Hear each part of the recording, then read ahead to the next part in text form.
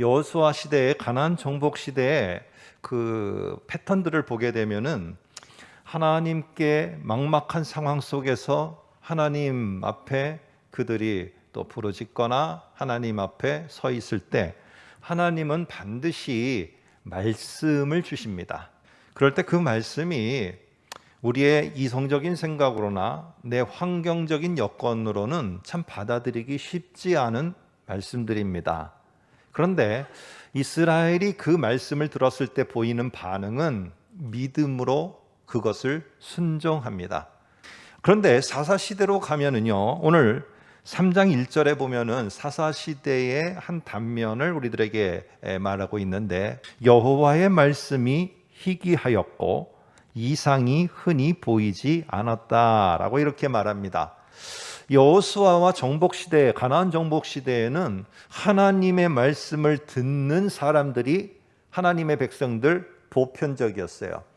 그런데 이 사사시대로 가게 되면은요, 하나님의 말씀을 듣고 순종해서 하나님의 새 일과 큰 역사를 맛보고 그 자리에 있는 자가 희귀하였다. 이러한 사사시대의 단면을 볼 때 사무엘과 관련해서도 예외는 아니었어요. 사무엘이라는 인물과 관련해서 7절을 한번 볼까요? 3장 7절에 이렇게 말합니다. 사무엘이 아직 뭐라고 말합니까? 여호와를 알지 못하고, 그 다음도 보면은 여호와의 말씀도 아직 그에게 나타나지 아니한 때라라고 이렇게 말합니다. 여러분, 이런 모습을 오늘 3절에서도 3장 3절에서도 보면은 시간적인 배경을 가지고 한 번 더 설명을 합니다. 3절에 보면 이렇게 말합니다. 하나님의 등불은 아직 꺼지지 아니하였으며.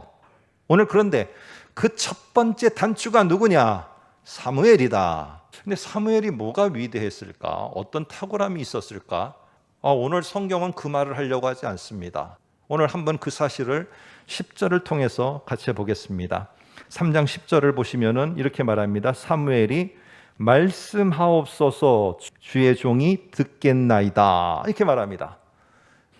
여기 보면은 다른 데 집중하지 마시고 우리나라의 자음과 참 놀랍게도 이스라엘의 자음이 똑같아요. 근데 자음이 어떻게 돼 있느냐? 시옷, 미음, 이응입니다.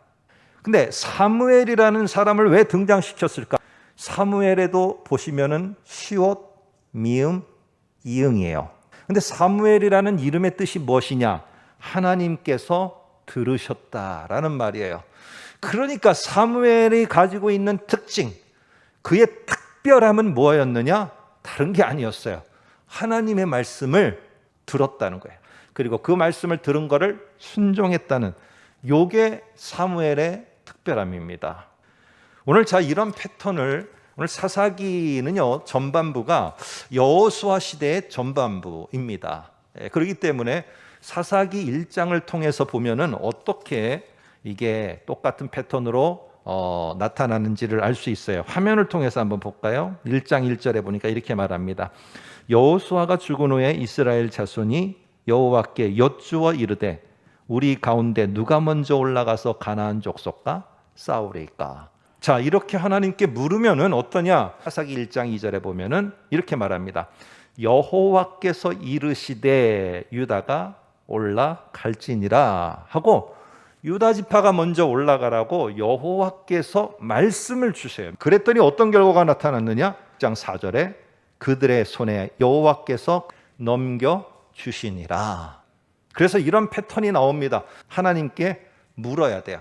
그리고 하나님이 하시는 말씀을 듣고, 하나님이 듣고 말씀하심 속에 내가 귀를 기울여야 돼요. 그리고 순종하고, 그 다음에 하나님이 행하시는데 내가 도구로 내어드리는 겁니다.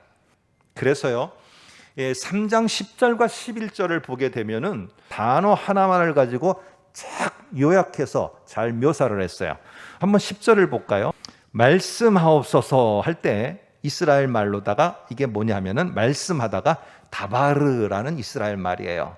주의 종이 듣겠나이다.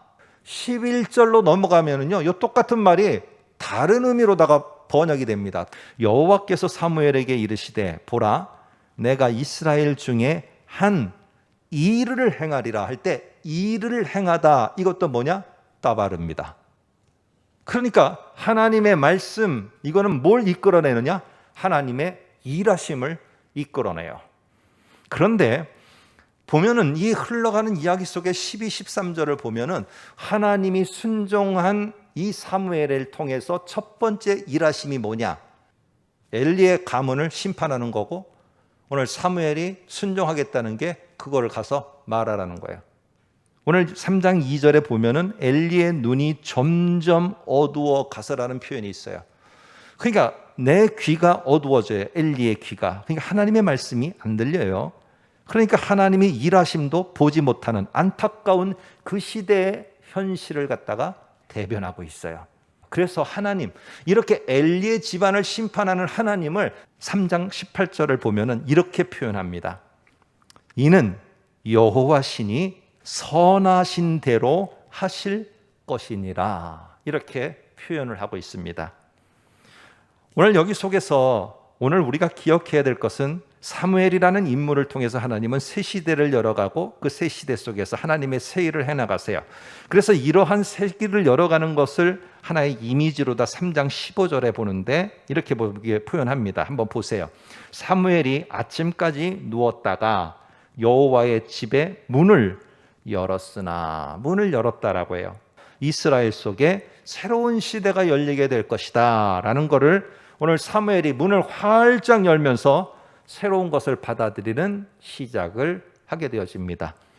여러분, 그런데 3장 19절에 보면은 이 사무엘, 들었고 순종하는 사무엘을 통해서 하나님이 뭘 약속하시느냐? 이렇게 약속해요. 사무엘이 자라매 여호와께서 그와 함께 계셔서 그의 말이 하나도 땅에 떨어지지 않게 하시니.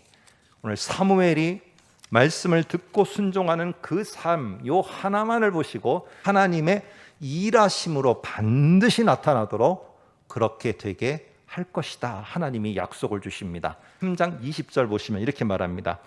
단에서부터 부엘셰바까지의 온 이스라엘이 사무엘은 여호와의 선지자로 세우심을 입은 줄을 알았더라 라고 말합니다. 그래서 이것은 이스라엘 전체 속에서 우리로 말하면은요, 모든 땅 어디를 막론하고 어느 시대를 막론하고 어느 영역을 막론하고 불변의 진리는 뭐냐? 하나님의 말씀, 그 말씀을 들음, 그 들음에 순종하면은 그 다음에 나타나는 것이 나의 일이 아니라 하나님의 새 일이 나타난다는 겁니다.